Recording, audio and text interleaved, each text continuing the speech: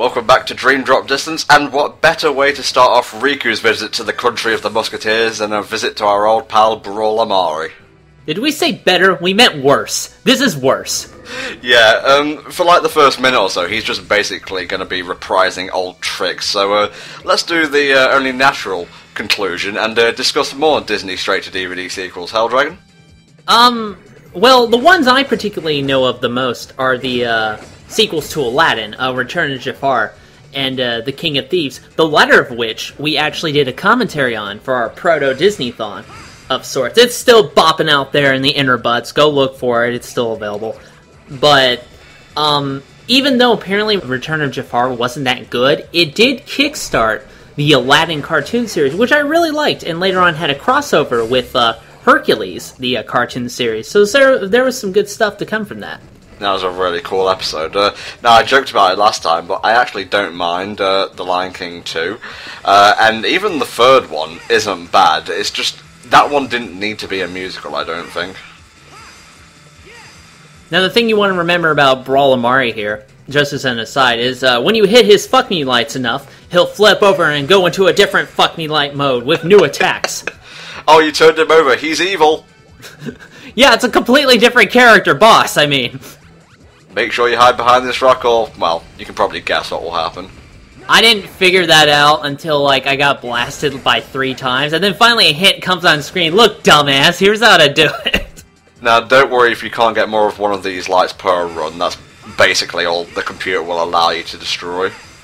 Yeah, I don't know. It feels kind of discouraging because you want to get in there and kill the boss in, like, one go, because that's satisfying. I don't even think with Pro Strats trademark that you'll be able to take more than one fuck me light at a time. Going back to direct-to-DVD movies, sometimes what they also do is that they took, like, episodes of cartoons and, like, just edited them together in a movie. Gargoyles did this with the first 5 episodes, and the other thing to remember is that when that came out, some versions also had an interactive VHS board game included, and you listen to a video basically tell you what to do, sort of playing back to things like Atmosphere and Nightmare and things like that.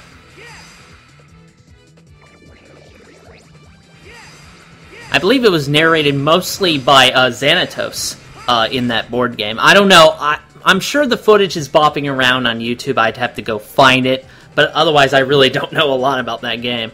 I really want Gargoyles to be in Kingdom Hearts. I'm just going to state this for the billionth time, if just to hear Jonathan Frakes reprise his role as Xehanort. Man, I did not know that you wanted Gargoyles in here. Please continue to repeat it 20 more times. Okay, I want Gargoyles to be in Kingdom Hearts. I want Gargoyles to be in Kingdom Hearts. No, you're going to summon like Bloody Mary if you repeat that like 3 times. It's Goliath and he pops out of your mirror. Well, if she brings me the DVD collection of Gargoyles, she can appear wherever the fuck she wants. She's gonna bring you a knife in the back, too! Again, so long as she brings me the Gargoyles box set, I don't care. Look, I don't care if I'm alive, just give me what I want!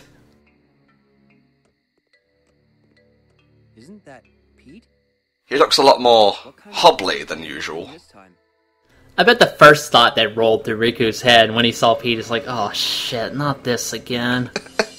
You know, I collaborated with him back in the day, or at least his mistress. I don't want to put up with this fucker again. One thing's for sure. That guy adds up to trouble in any world. Well, time to go beat him up again, I guess. You see, for once, Sora and Riku had about the same thought, but Riku just stated it much more eloquently. Fuck, he's a good protagonist. Marry me, Riku. Wait, no, what? Well, they do have laws that let you do that now. I'm not gonna judge, but whatever. Actually, you know, that kind of reminds me of a story, sort of related, where somebody actually married a piece of theme park equipment, I believe. Oh, God almighty. Yeah, I don't remember all the exact details, but this has happened, so yes, you can marry Riku if you please. You know, I've been in the mood once or twice, but I've never been in the mood to fuck Disneyland before. I'm not sure how you would go about doing that. It's a question I don't think we need to answer. Carefully and with the right paperwork filled out. Oh, you have to do paperwork for it now? Exciting theme park sex commentary.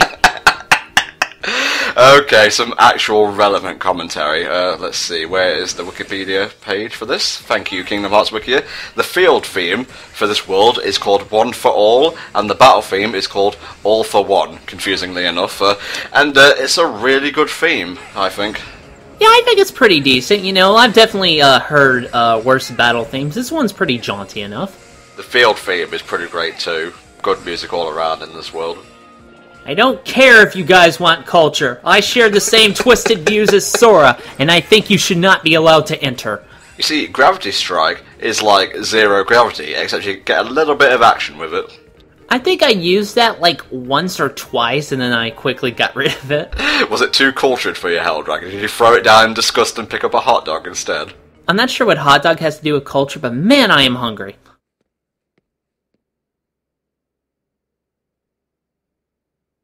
What's all this for? Many houses on the Destiny Islands. No opera, apparently.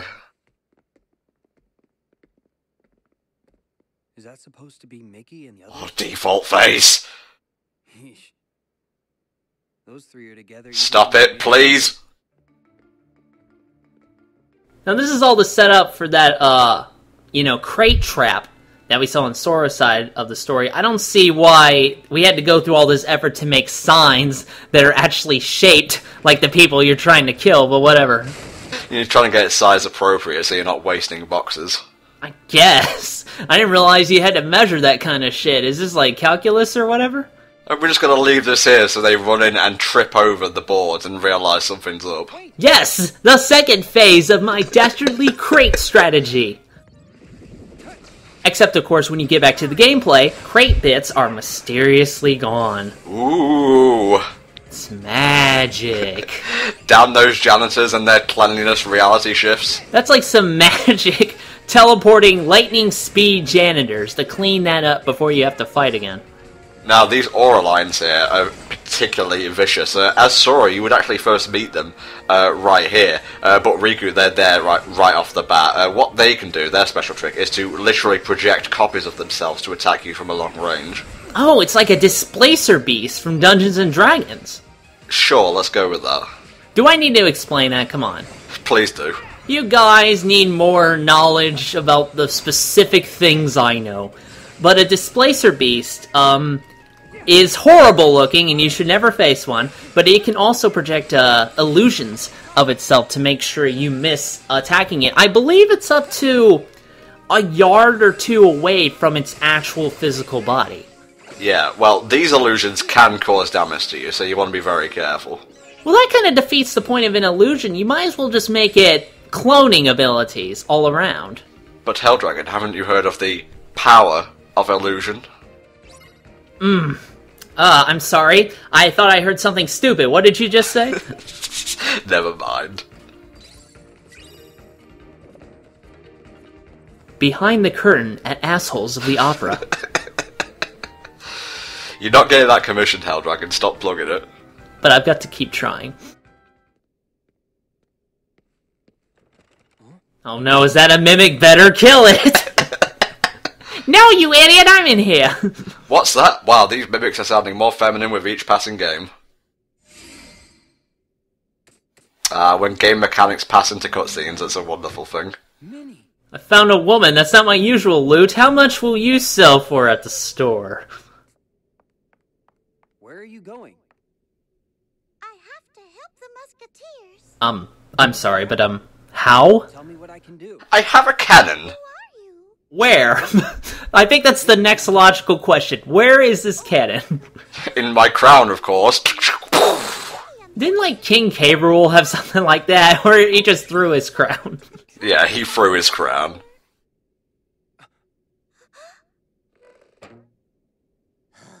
Lucky I remembered. Look what I nearly forgot. I forgot to get a good accent.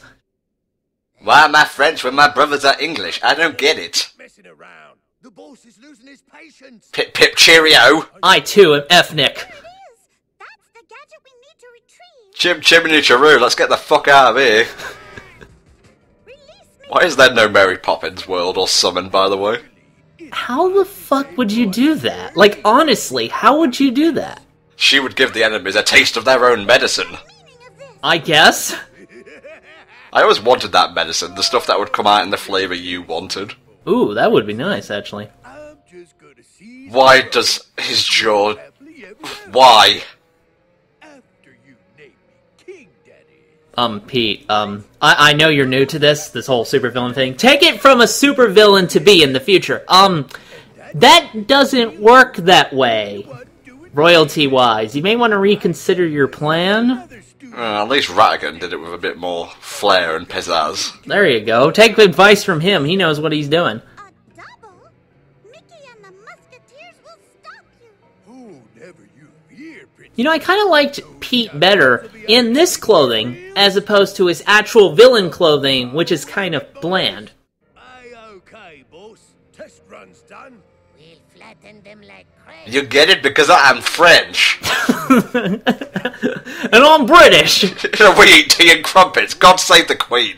I'm American. I enjoy barbecue chicken wings and watching tits explode on camera. Thank you. It's gonna be curtain soon. Ah, I got it! You must have gotten that from Tom! Ah! Jim Cummings is just loving this shit.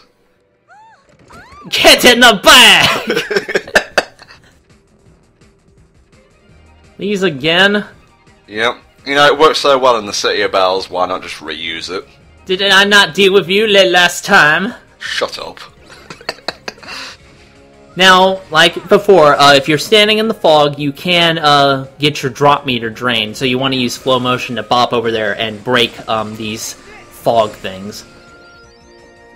And of course it reveals chests filled with treasure, so it's always a good thing.